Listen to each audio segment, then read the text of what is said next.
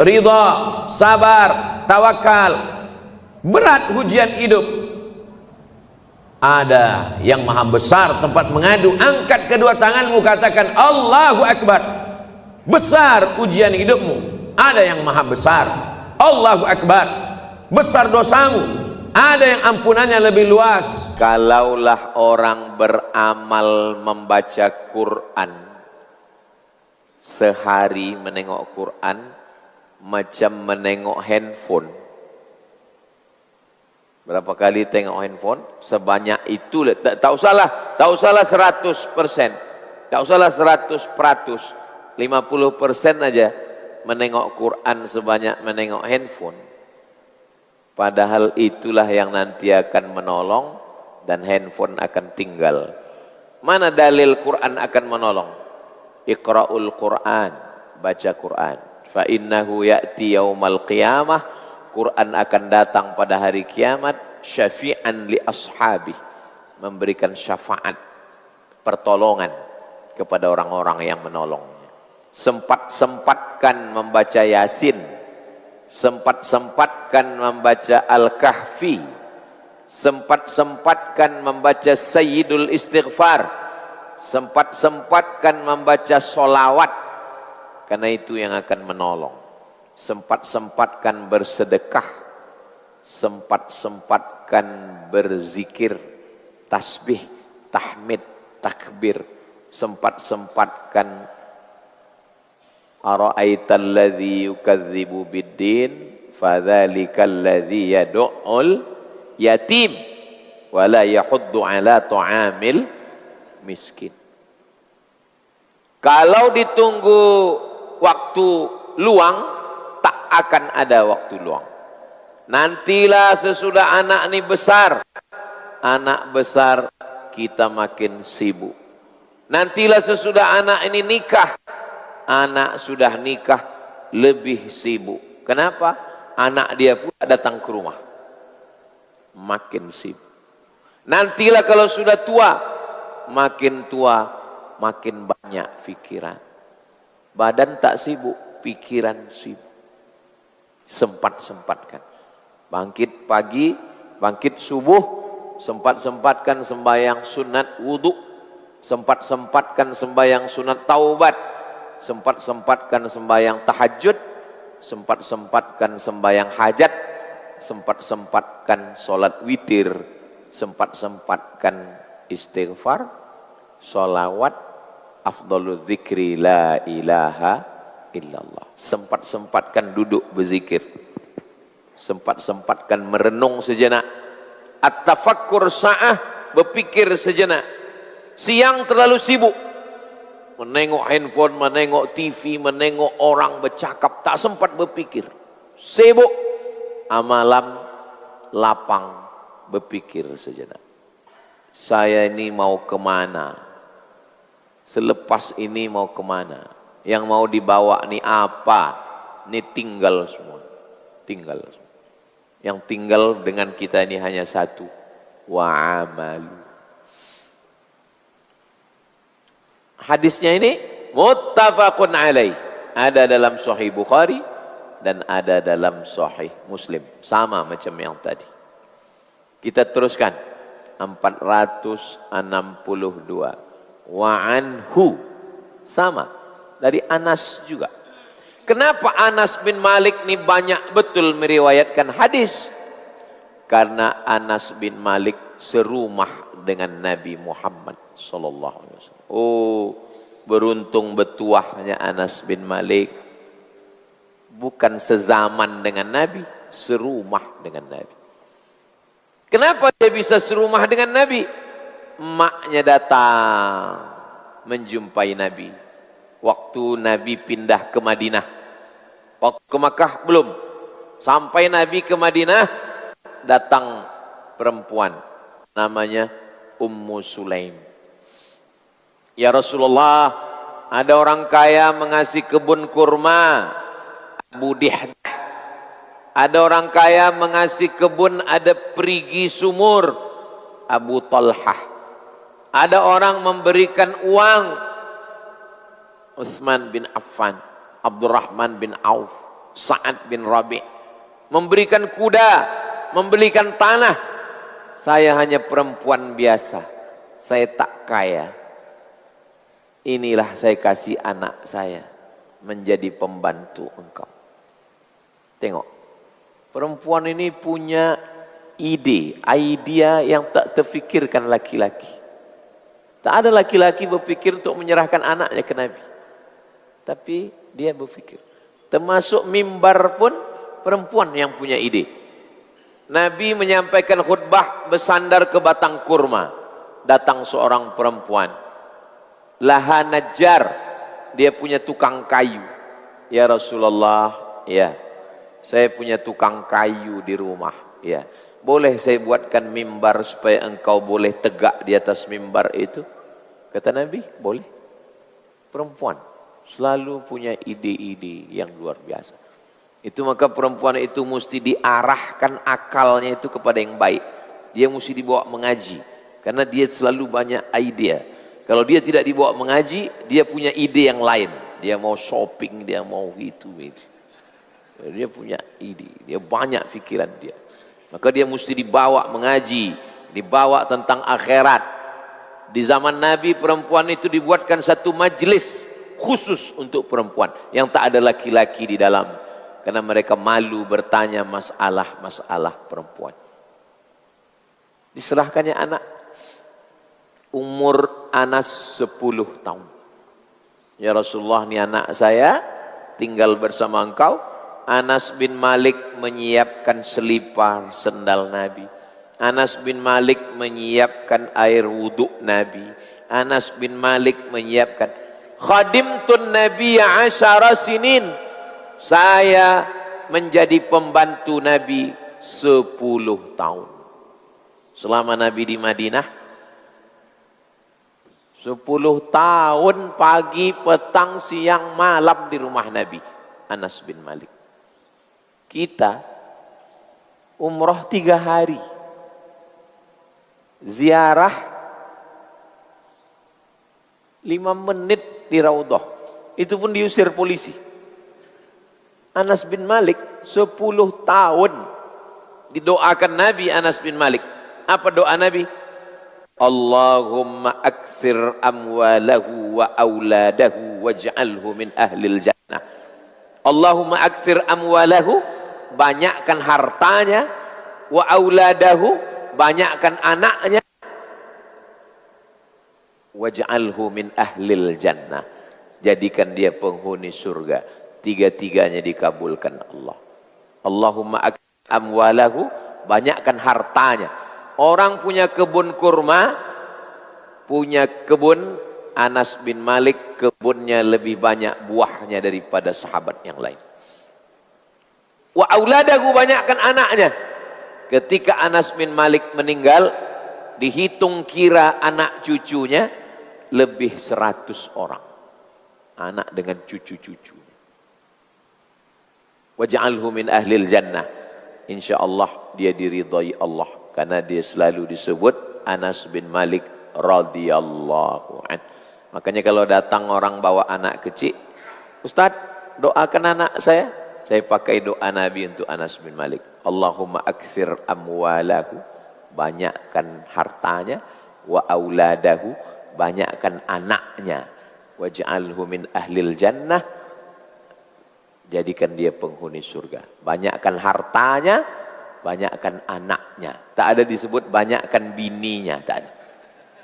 Banyakkan anaknya. Tengok hebatnya doa Nabi sallallahu alaihi wasallam. Tak usah bahas lagi yang itu.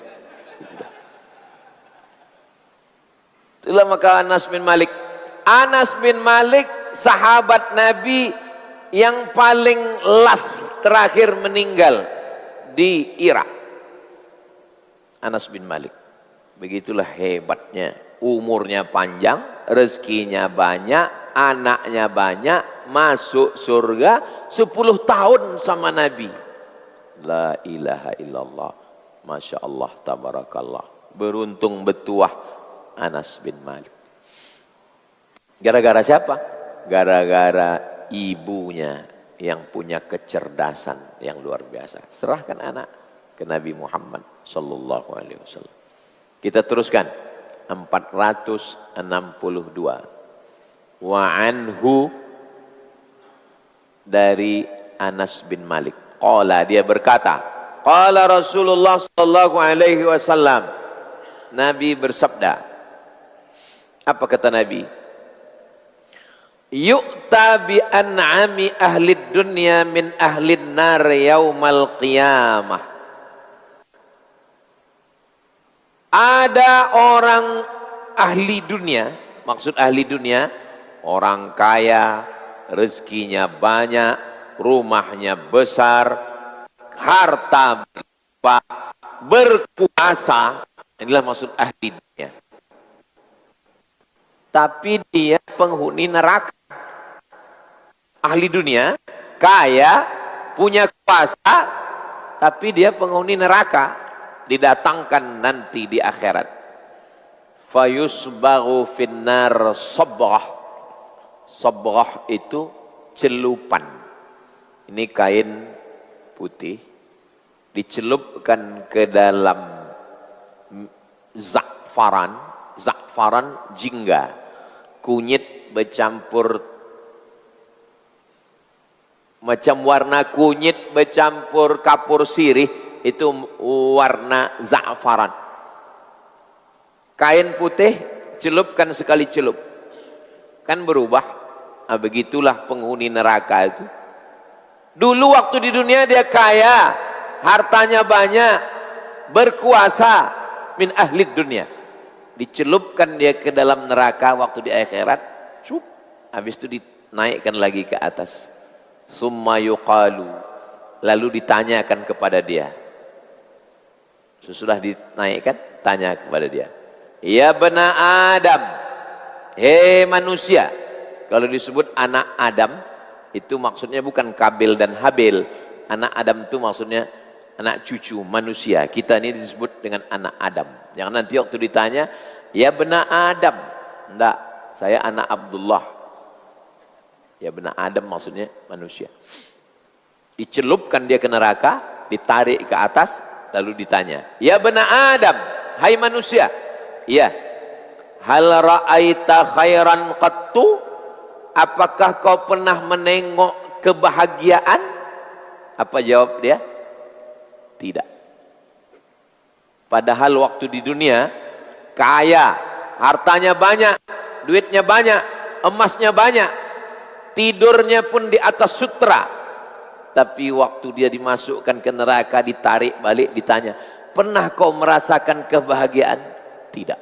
Hilang semua yang di dunia itu. Ditanya lagi pertanyaan kedua, hal marra bika na'imun qattu, pernahkah kenikmatan lewat, pernahkah kenikmatan lalu dalam kehidupanmu? Apa kata dia? La, tak pernah. Saking sakitnya, saking menderitanya neraka itu. Fir'aun, Qarun, Namrus, Abu Jahal, Abu Lahab, termasuklah yang hidup-hidup zaman sekarang, tak boleh disebut namanya. Waktu dicelupkan dia ke neraka itu, ditarik ke atas, ditanya, apa kata Allah? Hal ra'aita khairan qattu, pernah biji matamu menengok kebahagiaan, kebaikan? Tidak. Hal marra bika na'imun qattu, pernah lewat dalam kehidupanmu? Tidak. Sakingkan sakitnya neraka itu. Fayaqulu, apa jawab dia? Wallahi ya Rabb, la, tak pernah.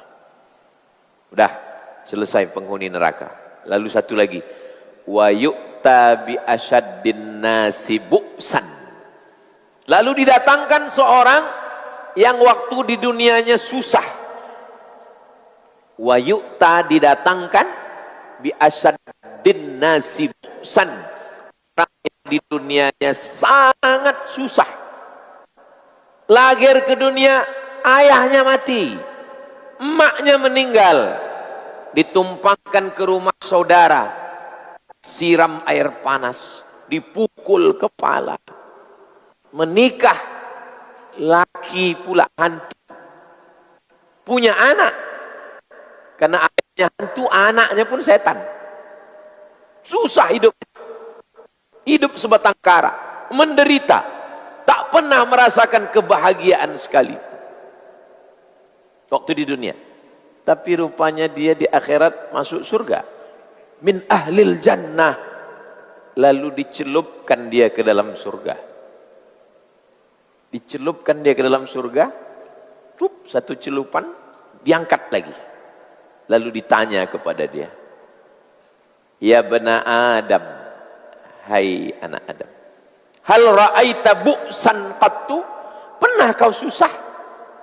Pernah kau sakit? Pernah kau menderita? Pertanyaan kedua, hal marra bika syiddatun qattu? Pernah kau dalam keadaan miskin?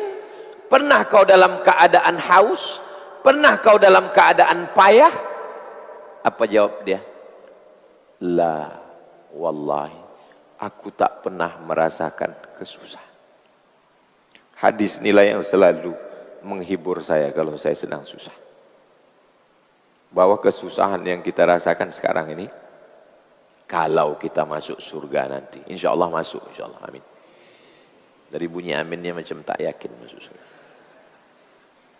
Sesusah apapun kita sekarang, susah hati, susah pikiran, susah badan, susah menghadapi suami, susah menghadapi mantu, susah menghadapi jiran, nanti di akhirat waktu dicelupkan Allah kita ke surga itu,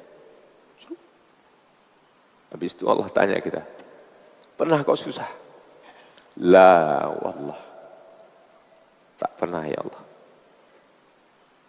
La, kata dia, la wallahi, demi Allah, ma marra bi bu'sun qattu, tak pernah aku merasakan kesusahan walaupun sekali, qattu, sekali pun tak pernah hilang kesusahan itu.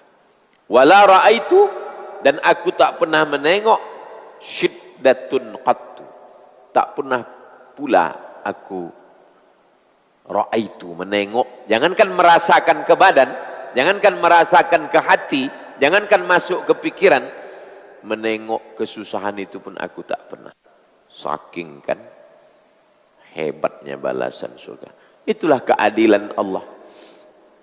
Itulah keadilan Allah. Orang yang menggali parit dari pagi, belum lagi kita keluar rumah dia sudah menggali parit. Makannya pun lambat. Petang balik ke rumah, anak menangis, bini menangis. Sampai masa gajian, apa kata bos? Gaji tak ada. Kenapa bos? Duit dari pemerintah belum cair, efisiensi. Padahal duit itu ada, dimakannya. Di manalah letak keadilan? Akhirat. Kalau letak ada keadilan akhirat itu, dunia ini bukan tempat keadilan. Yang seadil, alaisallahu bi ahkamil hakimin. Hakim yang betul-betul adil itu nantilah di akhirat. Di dunia ini jangan pernah terlalu berharap. Berharap kepada dunia kecewa. Berharap kepada manusia sakit hati. Kekecewaan yang paling tinggi adalah pengharapan kepada dunia. Maka jangan pernah berharap. Dicelupkan Allah sekali celupan aja dalam surga itu, lupa kita semua kesakitan penderitaan di dunia ini. Tulis hadis ini besar-besar, tempelkan ke dinding. Asal susah, tengok. Tempelkan ke handphone. Asal susah, tengok. Lapang hati kita.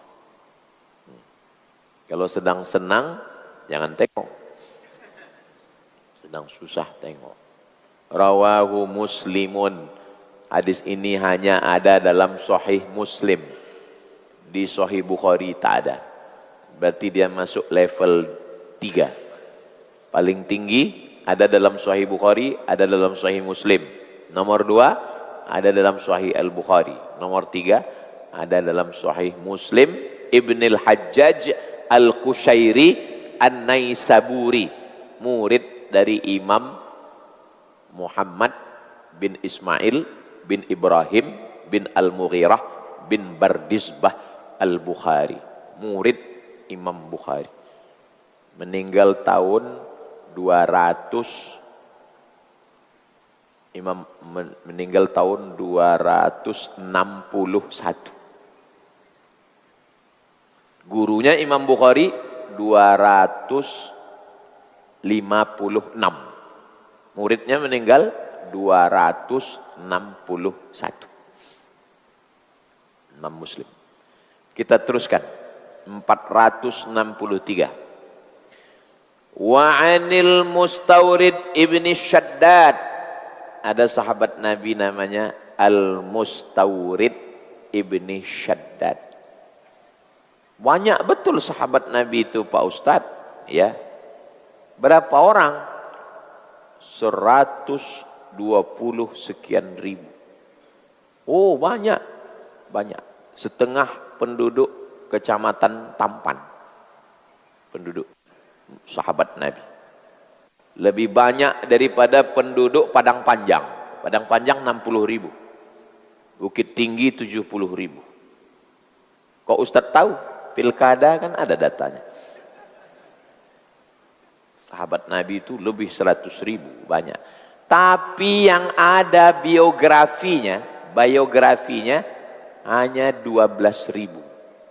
Itulah yang disusun ulama dalam Hayatus Sahabah, Usudul Ghabah, Al-Isti'ab fi Ma'rifatil Ashab, buku-buku biografi, Syiar A'lam An-Nubala. Cari buku khusus biografi sahabat Nabi. Yang ada biografinya 12 ribu. Kenapa? Karena yang lain tak ada meriwayatkan hadis. Siapa itu sahabat Nabi? Man ra'an Nabi sallallahu alaihi wasallam, matanya pernah menengok Nabi, wa amana bihi, beriman dengan Nabi, wa mata 'alal Islam, meninggal dalam keadaan Islam. Itulah sahabat Nabi.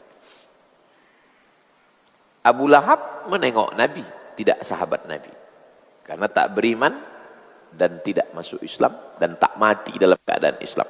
Abu Lahab, Abu Jahal menengok Nabi, tapi tak dapat suhbah, sezaman dengan Nabi, hidup sama-sama Nabi, menolong Nabi, tidak disebut sahabat karena tak berjumpa dengan Nabi.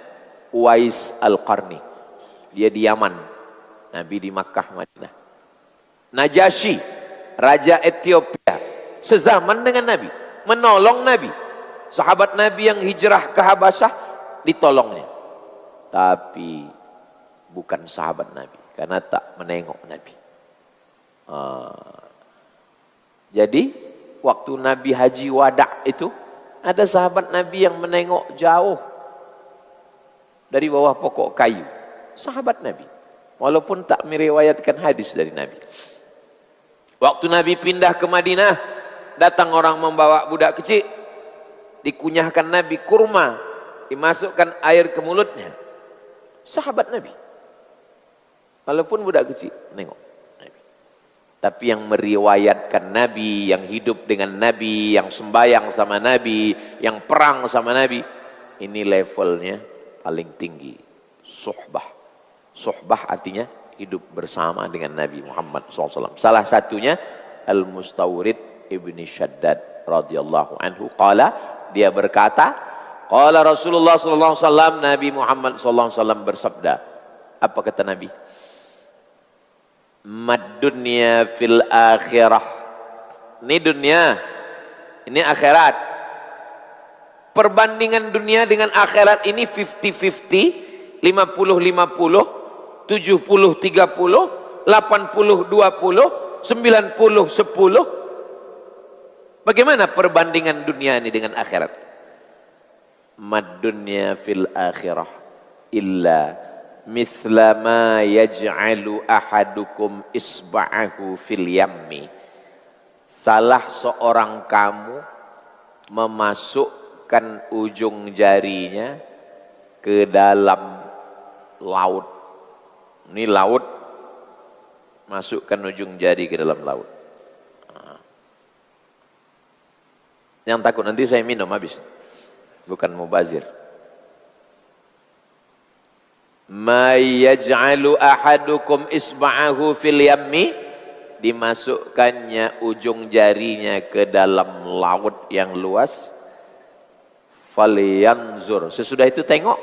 Falyanzur bima yarji, tengok apa yang menempel di ujung. Yang menempel satu tetes nih, itulah dunia. Yang tinggal luas lautan, itulah akhirat. Tapi Nabi tak ada ngasih contoh pakai botol, tak ada. Nanti pergi ke payah menjelaskan hadis ini karena kita jauh dari laut. Pergi ke Dumai, nanti sebelum balik ke Malaka, pergi ke Dumai, tengok laut. Yaj'ala ahadukum isba'ahu fil yammi, masukkan satu jari kamu ke dalam laut. Falyanzur bima yarji, sesudah itu tengok yang setetes itu, itulah dunia. Yang luas itu, itulah akhirat. Jadi maksudnya, kalau dapat dunia, rumah besar, kaya raya, emas banyak, senang, tenang, kenyang, lenang, jangan sombong, karena yang dapat hanya status. Susah, sakit, miskin, melarat, dizolimi orang, dihina orang, jangan sedih, karena yang dapat dari kesusahan itu pun hanya status. Man arafat dunia hanat alaih. Siapa yang kenal dengan dunia ini, ringan dia menengok dunia ini. Ringan menengok dunia. Kalaupun kaya, tak banyak status. Hadis ini dibaca untuk diri. Hadis ini dibaca untuk diri, bukan untuk menunjuk orang. Jangan balik dari sini, datang ke kawan yang kaya. Kau kaya kan? Setetes. Ini banyak orang kadang mengaji ini untuk orang. Kita mengaji ini untuk diri. Kalau sekarang kita sawit banyak, getah banyak, duit banyak, setetes. Jangan terlampau senang. Begitu juga kalau susah. Saya ini susah Pak Ustadz. Laki begini, anak begini, menantu begini, kawan begini, jiran begini, setetes. Nanti dicelupkan Allah satu kali celupan ke surga. Ditanya Allah Ta'ala, hal marra bika bu'sun, ma marra bi bu'sun qattu. Tak pernah sekalipun aku menengok. Jangankan merasakannya, menengok pun tak pernah. Kalau mau merasakan bercakap-cakap dengan Allah, baca Quran. Kalau mau merasakan Allah bercakap dengan engkau, baca Quran. Kalau ingin merasakan kita bercakap dengan Allah, solat. Inna salati wa nusuki wa mahyaya wa mamati. Kita bercakap dengan Allah, sembahyang. Kalau ingin merasakan Allah bercakap dengan kita, baca Quran. Ditinggalkan laki, ditinggalkan bini, ditinggalkan anak, ditinggalkan kawan, ditinggalkan sahabat, tinggal sendiri, baca Quran. Ma wadda'aka rabbuka wa ma qala. Allah tidak meninggalkan. Oh, lapang hati. Kalau ingin bercakap dengan Allah, sembahyang. Kalau ingin Allah bercakap dengan engkau, baca Quran. Kalau ingin Nabi bercakap dengan kita, baca hadis. Kalau ingin kita bercakap dengan Nabi, baca selawat dan salam. Innallaha wa malaikatahu yusalluna 'alan nabi. Ya ayyuhalladzina amanu sallu alaihi wa sallimu taslima. langsung bercakap dengan Nabi. Assalamu alayka ayyuhan nabiyyu wa rahmatullahi wa barakatuh. Allahumma salli ala sayyidina Muhammad wa ala ali sayyidina Muhammad. Susah ya Rasulullah. Apa kata Nabi? Mad dunya fil akhirati illa mithla ma yaj'alu ahadukum isba'ahu fil yammi falyanzur bima yarji. Tengoklah yang setetes, tak ada apa-apa. Coba kita ingat waktu kita kecil-kecil dulu. Coba ingat waktu kecil-kecil dulu. Siapa di kampung tuh yang paling kaya? Mati. Siapa di kampung tuh yang rumahnya paling besar? Mati. Siapa yang di kampung kita dulu orang yang paling dimuliakan orang? Mati. Saya tak bisa membayangkan Pak Ustadz. Kenapa? Kampung saya sudah habis. Saya pun sudah pindah ke sana, pindah kemari. Tak usah bayangkan. Kita pun juga begitu. 2026, 2036, 2046, 2056. 20 tahun lagi, ini adik-adik, pelajar-pelajar, mahasiswa yang hadir nih, cobalah nanti catat siapa yang datang subuh nih, tengok lagi nanti di 2046. Berapa lagi yang hidup dari kita? Kami yang sama-sama berangkat ke Mesir tahun 1998, yang datang dari Sumatera Utara, Ustadz Jabal Alam Shah meninggal. Kemarin jumpa anaknya di Gontor. Ustadz Ridho dari Semarang meninggal. Ustadz Toto dari Palembang meninggal. Balik ceramah meninggal. Tak ada pakai sakit-sakit lah. Banyak sahabat-sahabat saya. Kenapa Ustadz masih hidup? Berarti amal saya belum cukup. Sahabat-sahabat saya ini orang baik-baik. Yang udah meninggal-meninggal nih, baik-baik. Memang cukuplah amal mereka. Kenapa Ustadz masih hidup? Berarti amal saya kurang. Maka kemarin waktu saya ke Gontor, lewat Wisma. Ada Wisma, tempat tamu-tamu di Gontor.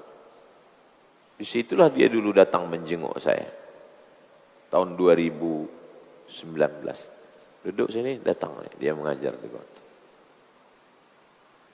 Ziarah saya ke kuburnya. Anaknya jumpa. Begitulah dunia ini. Lewat, macam melalui jalan. Lalu, habis. Selesai. Ustadz Tengku Zulkarnain, lalu habis. Ustadz Yahya Walone, lalu habis. Ustadz Arifin Ilham, lalu habis. Dan mereka melalui dunia ini memang betul-betul.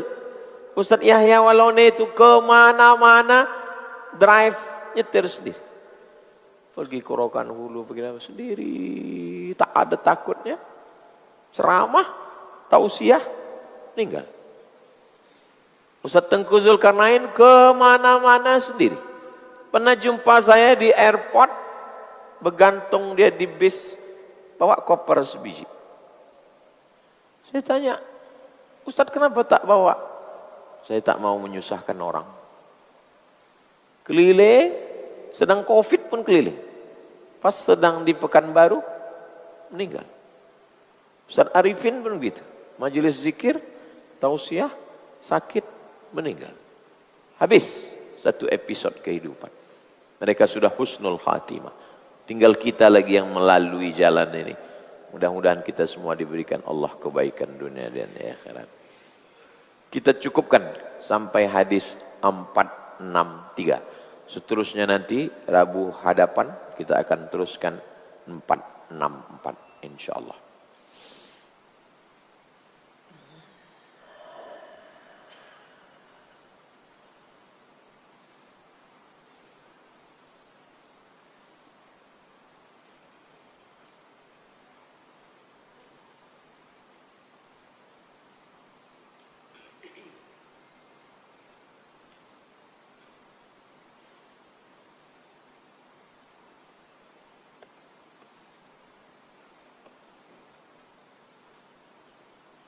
Bagaimana pemahaman fiqhul hadis, perspektif ormas-ormas Islam di Indonesia? Nahdlatul Ulama tahun 1926, Persatuan Tarbiyah Islamiyah tahun 1928, Al-Jam'iyatul Wasliyah tahun 1930. Ini mengikut fikih mazhab Syafi'i. Nih, NU, Perti, Persis. Muhammadiyah 1912. Al-Irsyad Ahmad Sorkati dari Sudan, alumni Makkah, datang ke Indonesia. Kemudian Persis Buya Muhammad Nasir, ini mengikuti pakai mazhab tarjih, kadang pakai mazhab Syafi'i, kadang pakai mazhab Hanafi, kadang pakai mazhab Maliki, kadang pakai mazhab Hambali. Begitu ormas-ormas ini. Ormas ini dulu didirikan untuk melawan Belanda. Tapi dalam masalah fikih, mereka sesuai dengan pendiri-pendirinya dulu itu belajarnya di mana. Kenapa Perti, Al-Wasliyah dan NU itu berpegang ke mazhab Syafi'i? Karena Syekh Hasyim Asy'ari waktu di Masjidil Haram, dia berpegang ke mazhab Syafi'i. Syekh Hasyim Asy'ari belajarnya ke siapa? Ke Syekh Ahmad Khatib Al-Minkabawi, yang namanya dijadikan sebagai nama Masjid Raya Sumatera Barat. Kenapa Inyak Canduang, Syekh Sulaiman Ar-Rasuli, Inyak Jaho itu berpegang kepada mazhab Syafi'i? Karena mereka dulu di Masjidil Haram memang konsisten di mazhab Syafi'i saja. Kenapa Syekh Hasan Maksum pendiri Al-Wasliyah itu mazhab Syafi'i? Karena mereka berpegang kepada mazhab Syafi'i saja. Lalu yang mengambil Syafi'i sikit, Hanafi sikit, Hambali sikit, Maliki sikit, ini kaum modernis yang pergerakannya awal abad 1920 di Mesir. Syekh Muhammad Abduh, Syekh Jamaluddin Al-Afghani dengan Rashid Ridho. Nah, mereka ini mengambil beberapa pendapat. Ini ijtihad baru. Ustadz Somad, saya beramal dengan mazhab Syafi'i. Tapi saya tak menyalahkan orang-orang yang bermazhab Maliki. Karena kalau saya salahkan mazhab Maliki, guru-guru saya di Maroko, di Darul Hadis itu 100% mazhab Maliki. Saya tak menyalahkan mazhab Hanafi. Karena kalau saya salahkan mazhab Hanafi, di Al-Azhar itu kalau kita masuk kuliah, tulis nama Rubai, nama 4. Abdul Somad bin Bakhtiar bin Yahya bin Ahmad Shah. Mesti 4. Habis itu Al-Jinsiyah, nationality, Indonesia. Mazhab Syafi'i. Apakah semua anak Indonesia yang belajar di Al-Azhar itu milih mazhab Syafi'i? Tidak. Ada kawan saya dari Jawa Timur dipilihnya mazhab Hanafi. Saya tanya, kenapa kau pilih Hanafi? Karena saya di pondok sudah khatam Syafi'i. Terus alasan lain, Syafi'i kitabnya tebal-tebal, Hanafi tipis. Dia ahlul ra'i. Ada, udah pulang jadi ustadz sekarang. Nggak boleh sebut nama.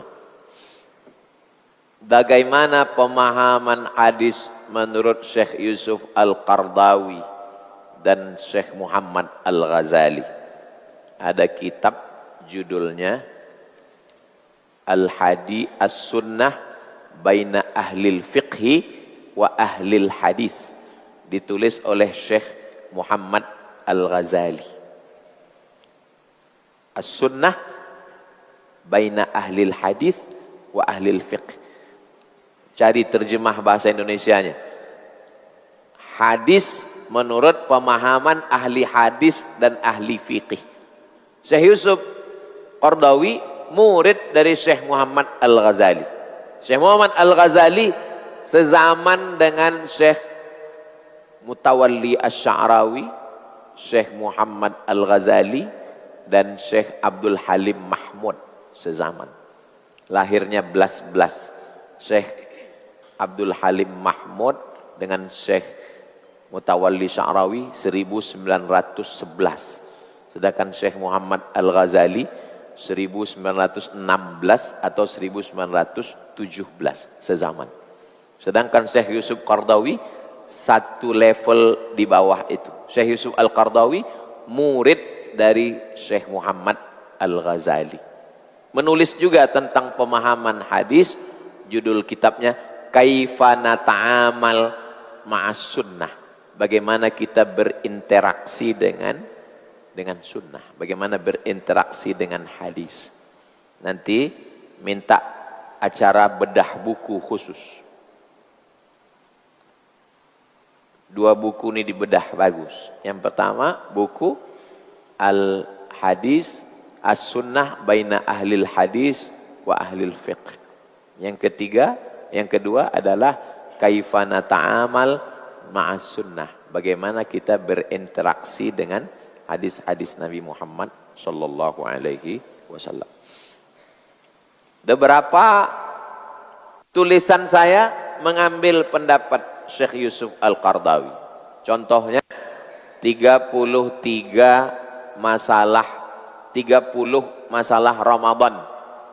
Itu saya ambil dari 3. Yang pertama Syekh Atiyah Soqar, yang kedua Syekh Yusuf Al-Qardawi, yang ketiga Syekh Ali Jum'ah.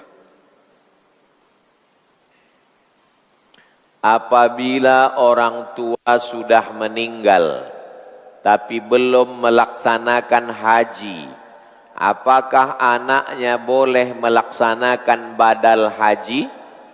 Datang seorang laki-laki, waktu haji dia mengatakan labbaik Allahumma syubrumah, labbaik Allahumma syubrumah, aku menghajikan syubrumah. Kata Nabi, man syubrumah? Siapa syubrumah? Akhi, saudaraku. Kau menghajikan syubrumah? Ya. Kau sudah haji? Belum. Hajikan dulu dirimu, baru hajikan syubrumah. Begitu orang dulu, saking sayangnya sama saudara, dihajikannya saudaranya, lupa dia dengan dirinya. Orang sekarang haji tiap tahun, lupa sama saudaranya. Apa pelajaran dari hadis ini? 1, boleh menghajikan orang lain. 2, walaupun tidak ada wasiat dari orang yang meninggal itu. Karena saudaranya tak ada meninggalkan wasiat. 3, sahabat berani melakukan sesuatu tanpa bertanya kepada Nabi SAW. Tak ada dia bertanya ke Nabi, ya Rasulullah, saudaraku meninggal, bolehkah ku hajikan? Tidak ada. Dan Nabi menyetujui perbuatannya. Namanya hadis takriri namanya. Waktu Nabi mendengar dia, labbaik Allahumma syubrumah. Kenapa Nabi tak marah? Kullu bid'atin dhalalah wa kullu dhalalatin finnar. Karena perbuatannya bersesuaian dengan sunnah. 2, datang seorang perempuan. Ya Rasulullah, ya, ayah saya di kampung mau haji, tapi dia tak bisa tegak di atas unta. Tulang belakangnya sudah rapuh. Asal duduk jatuh. Boleh saya hajikan? Boleh. Boleh menghajikan orang tua masih hidup, tapi tak sanggup berangkat ke Makkah. pemerintah Saudi Arabia memanggil Menteri Haji.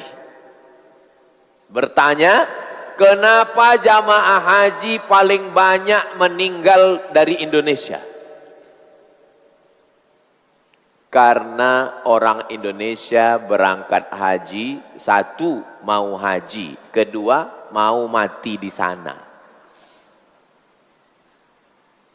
Jadi saya ditanya, Ustadz, macam mana lah caranya supaya jamaah haji yang tua ini jangan berhenti haji? Saya bilang susah, karena orang Indonesia pertama mau haji, kedua memang mau mati di sana. Bukan sekarang, dari dulu. Dari dulu orang Indonesia ini pergi haji naik kapal laut.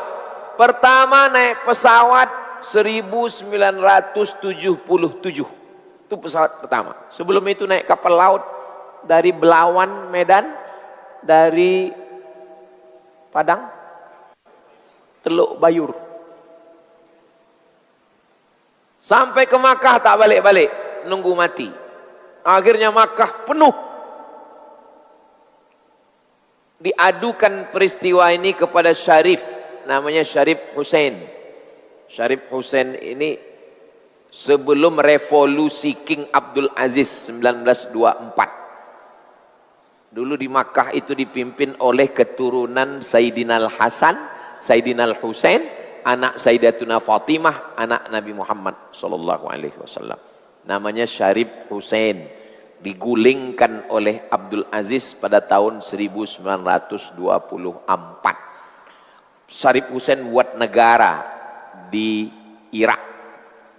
Irak pecah, Irak jadi republik, yang satu lagi jadi kerajaan, namanya Yordania.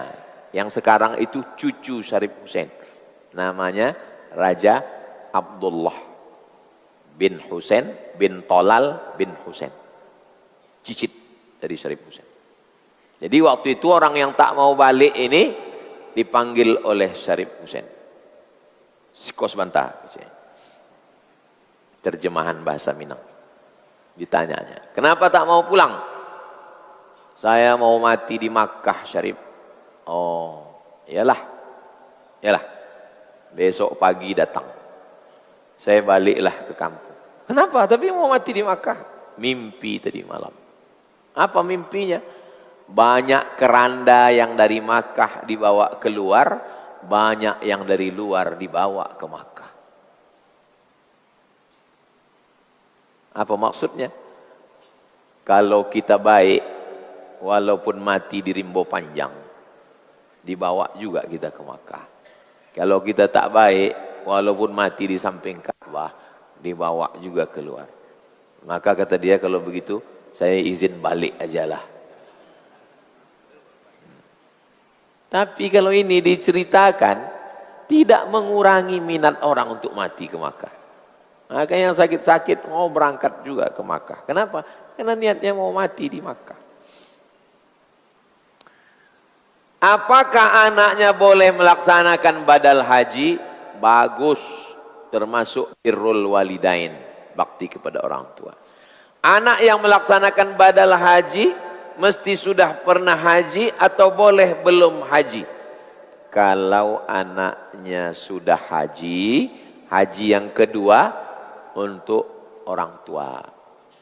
Labbaik Allahumma hajja an fulan bin fulan. Aku hajikan ayahku fulan bin fulan haji. Kalau anaknya belum haji tapi ingin membadalkan haji, dia cari mahasiswa yang dari Mesir. Cari mahasiswa yang dari Mesir, yang orangnya baik, amanah, dia laksanakan badal haji. Ustadz pernah melaksanakan badal haji? Pernah. Tahun 2006 saya balik dari Maroko membadalkan haji jamaah dari Singapura. Sahabat saya dulu sama-sama kuliah di UKM, University Kebangsaan Malaysia, di Selangor, Bangi. Kami sama-sama, dia di Singapura. Lalu dia bilang, Abdul Somad, ini ada badal haji. Lalu saya melaksanakan badal haji untuk Pak Cik, orang Melayu dari Singapura. Boleh membadalkan haji.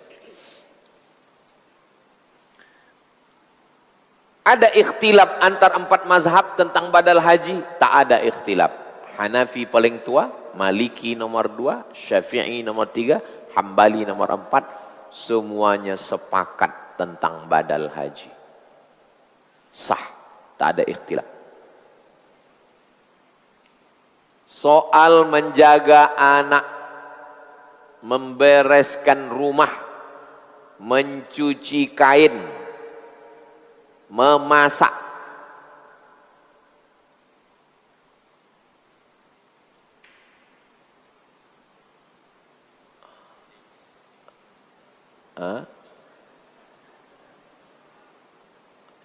Bila istri bekerja, ini ada di pangkal.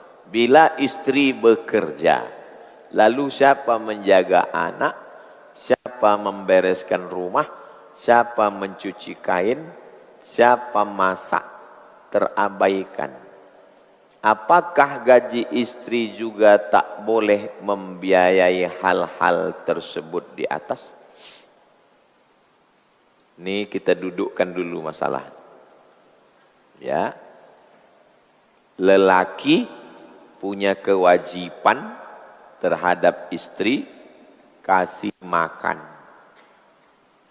kasih pakaian, kasih tempat tinggal, rumah, kasih pendidikan, kasih perhatian melalui cakap, melalui hadiah. 5 ini kewajiban suami. Istri di rumah, waqarna fi buyutikunna, istri di rumah saja. Istri itu hanya melahirkan, menyusukan anak. Kalau suaminya mampu, suami menyediakan orang untuk menolong dia. Kalau dia tidak mampu, maka dia bilang ke istrinya, kaulah bulan, kaulah bintang. Tapi karena abang tidak seperti pangeran yang turun dari istana raja, maka tolonglah kau masak sarapan pagi.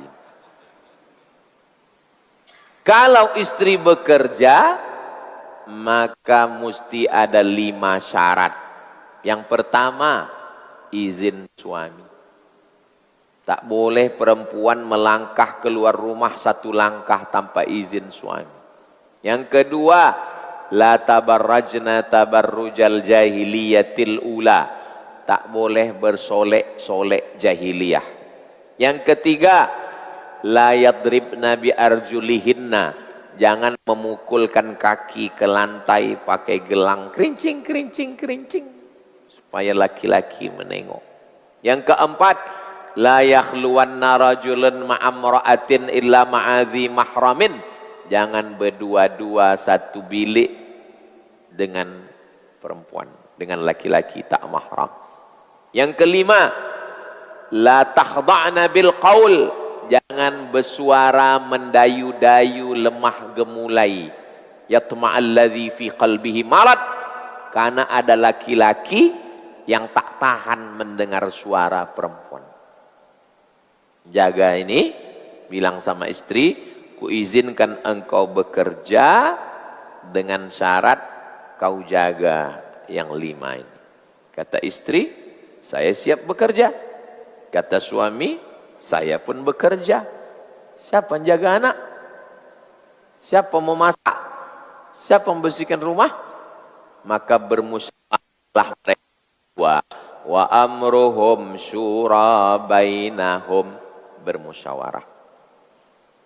Karena kau kerja dan aku pun kerja, anak tak ada menjaga. Kalau kita kasih orang lain, banyak anak kena hempaskan, banyak anak kena pukul. Biar supaya dia merasa ini anak kita. Kalau begitu izinkan aku berbini 1 kali lagi. Itulah yang paling the best. Kalau berani. Kan begitu bunyi ayat dalam Quran. Fankihu ma taba lakum minan nisa'i masna wa thulatha wa ruba'. Fa in khiftum, kalau kamu takut, fawahidah. Nah, satu cukup. Jadi siapa yang kerja? Musyawarah. Gaji saya 2.500.000 ringgit. Gaji kamu 2 juta karena kamu kerja. Nah gini, ini kita bayar orang untuk menolong kita, bermusyawarah. Kalau tidak begitu nanti hancur berkeping ini. Dan kamu kalau sudah pulang dari kerja, jangan lagi main handphone. Pergilah ke dapur, buatkanlah teh, antarkanlah ke suami. Karena di rumah balik dari Pekanbaru jam 5, macet jam sampai jam 6, 6.20 azan maghrib, maghrib ke isya 45 menit, tinggal sama anak sama suami 2 jam, jam 8, jam 9, jam 10, 2 jam. Yang 2 jam nih betul-betul apa nama istilahnya, quality time. Jangan lagi dari pagi udah di luar, balik ke rumah, yang 2 jam nih pun tak lagi megang anak, tak. Anak perlu kasih sayang. Perselingkuhan, kejahatan, semua berawal dari apa yang mau dicari perempuan ini? Apa yang mau dicari? Duit. Tidak semua bisa dibayar pakai duit. Nanti sesudah terjadi yang macam-macam, na'udzubillah. Mudah-mudahan Allah menjaga keluarga kita semua insyaallah. Dulu pernah saya paling takut meninggalkan sholat berjamaah. Saya bersemangat sholat, mendengarkan kajian saya suka. Tapi sekarang sholat saya sering tinggal. Dengar kajian, mohon tipsnya Pak Ustadz. Balik dari sini, keluar jalan ini, singgah ke rumah sakit. Bilang sama security itu, kalau ditanya mau menjenguk siapa Pak? Semua mau saya tengok. Tengok orang cuci darah, tengok orang operasi, tengok orang kena cancer, tengok orang gula darah, diabetes, tengok semua. Dah, habis banyak hospital rumah sakit di Panam nih berapa. Habis itu terus Pasar Pagi Arengka, belok kanan Jalan Impres ke kubur. Setiap hari pertama itu ada orang pemakaman meninggal. Tengok liang lahatnya itu. Tengok. Ini di ruang sebelah nih. Nih, ruang sebelah nih, ruang tamu. Ada gambar 20 inci di situ. Gambar saya di samping liang lahat. Saya cetak 20 inci. Setiap saya lupa kepada Allah, saya tengok gambar itu. Kau akan mati Abdul Somad. Boleh nanti kita cetakkan banyak-banyak, kita bagi supaya semangat beribadah.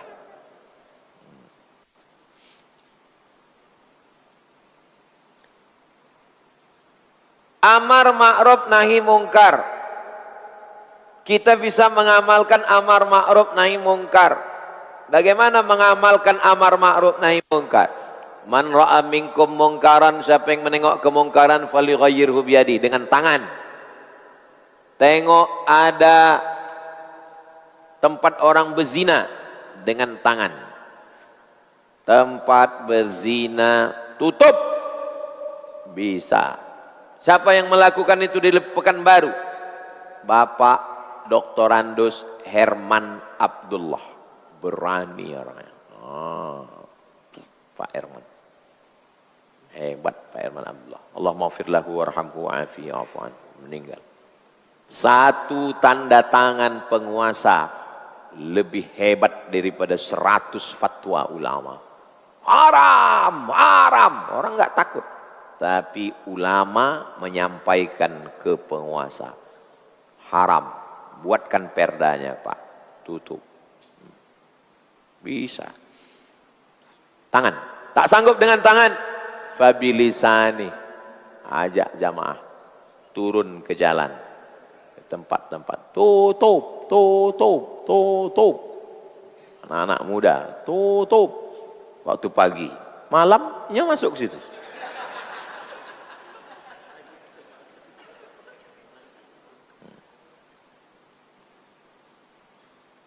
Fa illam yastati, tak sanggup dengan mulut, fa bi qalbi.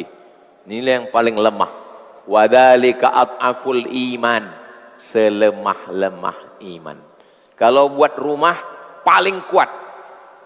Kalau punya kereta, punya mobil paling kuat. Tapi kenapa waktu iman pilih paling lemah? Kenapa pilih paling lemah? Contohnya seperti menengok anak muda yang bermesraan, berpacaran di atas motor, di jalan. Apakah kita biarkan Pak Ustadz? Kita minta kepada wakil rakyat DPRD supaya mengeluarkan perda, peraturan daerah. Tidak boleh berdua-duaan di taman-taman kota. Kalau berduaan ditangkap Satpol PP. Bisa apa tak bisa? Bisa. Kenapa DPRD tak mau buat?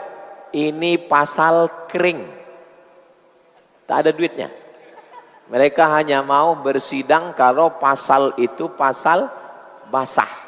Tentang nikel, tentang batu bara, tentang pemekaran, dia mau kan ada duitnya. Tentang pasal jangan pacaran tak ada duitnya. Siapa yang memilih? Satu orang bisa duduk di parlemen itu kalau dicucuk 3.000. 3.000 orang mencucuk dia baru bisa dia duduk di situ. 3.000 orang ini mesti bersepakat nanti tahun 2029.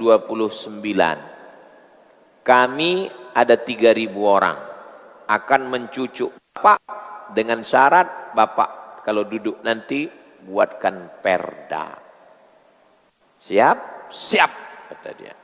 Pas duduk lupa.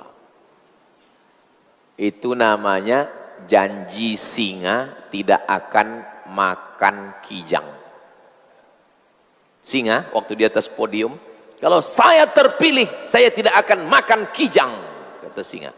Begitu dia duduk, tikus pun dikunyahnya. Itu namanya janji singa. Bagaimana hukum anak yang melanjutkan angsuran haji tersebut? Ibadah kami sudah daftar haji plus. Berangkat 2029. Qadarullah ibu sudah meninggal. Lalu mau digantikan oleh salah satu anaknya. Pertanyaan, satu, bagaimana hukum anak yang melanjutkan angsuran haji tersebut? Apakah dia mengganti sejumlah uang yang sudah dibayarkan? Berapa kemarin ibu menyetor ONH? 25 juta. 25 juta duit ibu. Begitu si ibu tidak berangkat, duit ini dibalikkan. Status duit adalah ahli, status duit adalah warisan. Maka 25 juta ini milik semua ahli waris. Bagi. Anak laki-laki 2 kali bagian anak perempuan. Ada suami 1/8, 1/4 kalau setengah kalau tak ada anak, 1/4 kalau ada anak. Bagi jatah dia. Lalu kemudian kalau ada anaknya mau berangkat, maka dia potong jatah warisan dia, lalu dia genapkan lagi ke sini. Jangan yang 25 ini dia teruskan, karena ini bukan jatah dia sendiri. Di dalam 25 ini ada bagian saudara-saudara. Nah, itulah yang dia bayarkan. Jelas? Bagaimana mengatasi sesuai syariat agar tidak ada kecemburuan antar saudara kandung? Diundi. Tulis nama. Berapa orang anaknya? Anaknya ada 5. Tulis. 5. Masukkan. Goncang. Boleh mengundi. Boleh. Mahasiswa Indonesia di Kairo 2474. Jatah untuk berangkat menjadi petugas tenaga musiman 100. Berarti satu orang bersaing mengalahkan 99 orang. Anak Riau 75 orang. Dapat jatah 3. Diambil ketua 1. Tinggal 2. Ditetapkan syarat berangkat harus tingkat 4. Harus LC. Yang cukup syarat 6 orang. Namanya tulis kecil. Siapa yang namanya diambil tidak berangkat. Penasehat ada 4. Nama di dalam ada 6. Yang diambil tak berangkat. Yang diambil tak berangkat. Yang tinggal namanya di dalam berangkat. Yang tinggal namanya di dalam Abdul Somad. Berangkat saya. Rezeki tak akan tertukar. Kenapa takut? Kawan saya yang satu lagi itu waktu diambil itu langsung ke toilet kencing. Tak tahan dia. Senior ngomong senior. Menurut saya yang tingkat 4 jangan berangkat haji. Karena kalau berangkat haji nanti nilainya rendah, tidak bisa S2. Kalau dia berangkat haji nanti tidak bisa menghafal pelajaran. Maksud dia biar saya mengundurkan diri. Saya nggak mau, saya tetap ikut. Saya lulus, nilai saya jayid, saya lanjut S3, dia yang S1. Kalau ada tuah di badan, pasir digenggam menjadi intan. Kata orang Melayu. Diundi, tulis nama, supaya tak ada cemburu. Supaya tidak cemburu. Anak yang sudah menggantikan namanya dalam lanjutan angsuran pernah bermimpi, mimpi tak pakai. Dalam hukum fikih mimpi tak pakai. Kalau menurut ru'yah, lembaga badan hisab ru'yah menengok anak bulan bahwa besok petang ini ditengok anak bulan 3 derajat. Berarti besok Idul Fitri. Besok Idul Fitri. Lalu kemudian ada orang yang bermimpi sebelumnya. Datang Nabi Muhammad mengatakan, Idul Fitri hari ini. Mimpi tak pakai. Yang dipakai adalah ru'yah. Mimpi hanya dipakai untuk amalan sendiri. Kalau ada bermimpi, dapat pesan, tengok dulu. Kalau pesannya baik untuk beramal. Syekh Abdul Qadir Al-Jilani sedang berzikir. La ilaha illallah, la ilaha illallah, la ilaha illallah. Datang. Hai Abdul Qadir Al-Jilani, kau sudah kuangkat menjadi wali-waliku. Semua dosamu sudah kuampunkan dan semua yang haram sudah kuhalalkan bagimu. Langsung Syekh Abdul Qadir Jilani membaca ta'awuz, a'udzubillahi minasyaitonirrajim. Dari mana dia tahu itu setan? Karena menghalalkan yang haram. Hati-hati dengan mimpi-mimpi ini. Bahkan anak yang sudah menggantikan namanya dalam lanjutan angsuran haji pernah bermimpi almarhum berkata, kaulah ahli neraka yang berjalan di bumi. Tak main mimpi. Mimpi bisa jadi 3. Yang pertama mimpi dari malaikat, ilham namanya. Mimpi dari setan, waswasah namanya. Mimpi dari atrasu ahlam, bunga-bunga tidur, proses berpikir yang tak selesai.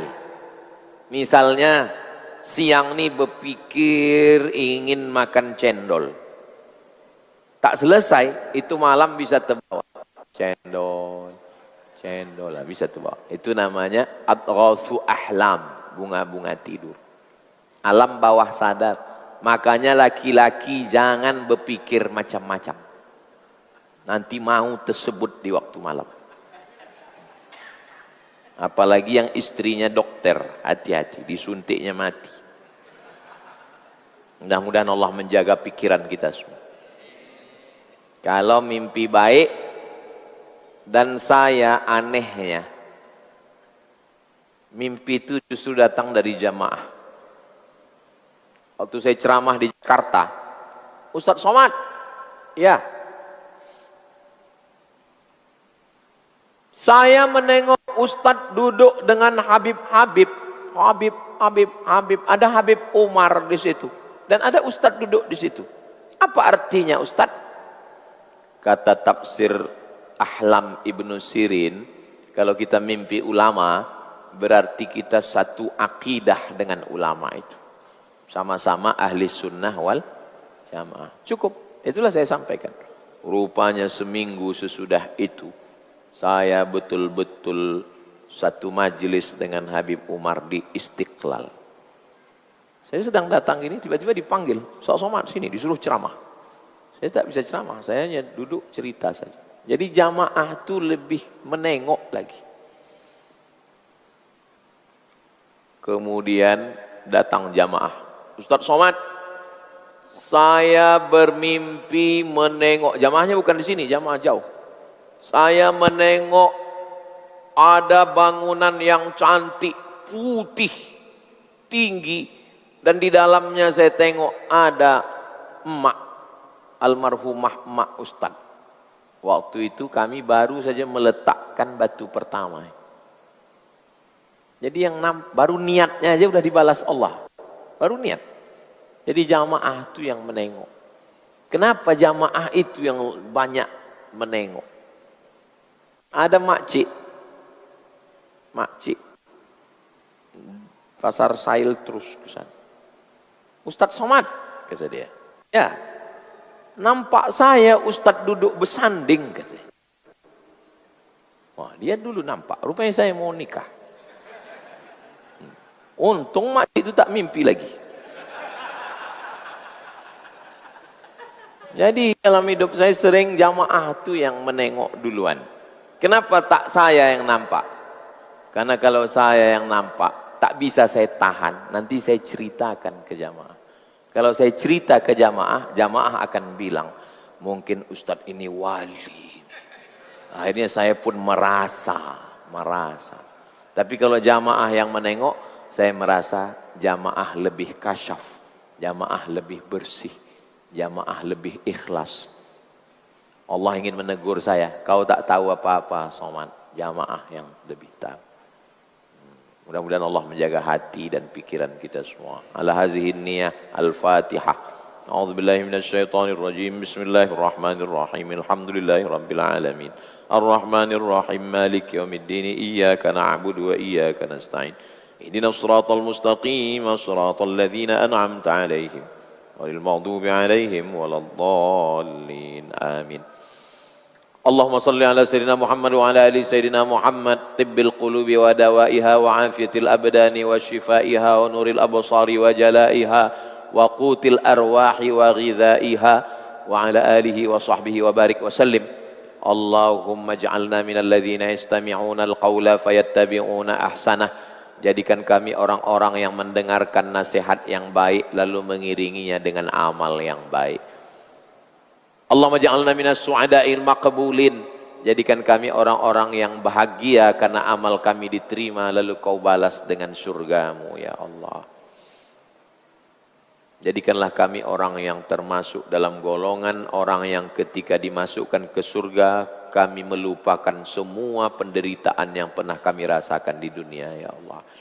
Allahumma ajirna minan nar, Allahumma ajirna minan nar, Allahumma ajirna minan nar. Allahumma ja'al hadhihi sanata khairam minha mimma qablaha. Jadikanlah tahun 1448 Hijrah ini lebih baik daripada tahun-tahun sebelumnya ya Allah. Allahumma ansuril Islam wal muslimin.